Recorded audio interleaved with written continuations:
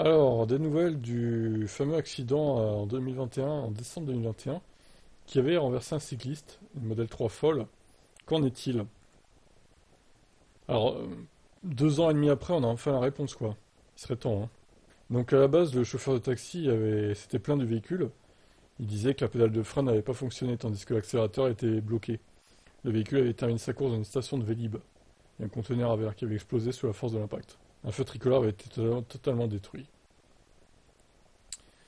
Alors, du coup, la société de taxi G7, à la suite de ça, avait pris la décision d'interdire les modèles 3 de sa flotte et avait par la suite décidé de les réintégrer quelques mois plus tard. En parallèle, le constructeur s'était exprimé affirmant qu'une défense de l'accélérateur n'était tout simplement pas possible. Une déclaration soutenue par le gouvernement qui indiquait avoir confiance dans les voitures de l'entreprise américaine. Mais plus de 3 ans après les faits, alors non, ça fait pas plus de 3 ans, hein. Ça fait 2 ans et demi quand on sait bien compter, du coup.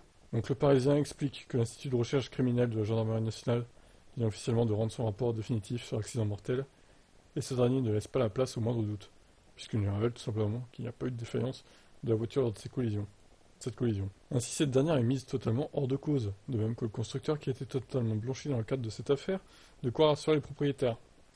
En revanche, les enquêteurs ont révélé des discordances, oui, dans le discours du chauffeur, toujours mis en examen. Ce dernier est en effet accusé d'homicide involontaire et blessure involontaire par véhicule terrestre à moteur.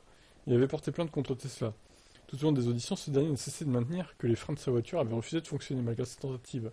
Mais les spécialistes ayant examiné le véhicule n'ont rien trouvé qui puisse accréditer cette version. Le chauffeur encourt désormais jusqu'à 5 ans de prison et 75 000 euros d'amende, si sa culpabilité est prouvée.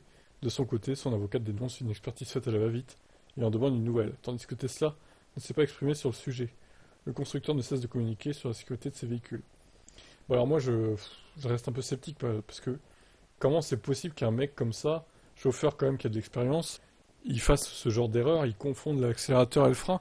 Enfin, quand même, c'est pas normal, je veux dire, hein. Pourquoi il accélère à fond comme ça en pleine ville, sans freiner et sans éviter quoi que ce soit? Enfin, moi je reste un peu sceptique, hein. Franchement, c'est pas trop normal hein, ce qui s'est passé, j'ai l'impression.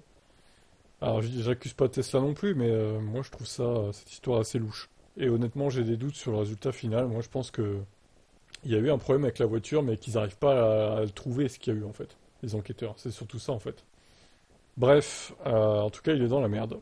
Même si c'est pas de sa faute, il est dans la merde visiblement. Quel est votre avis sur cette affaire?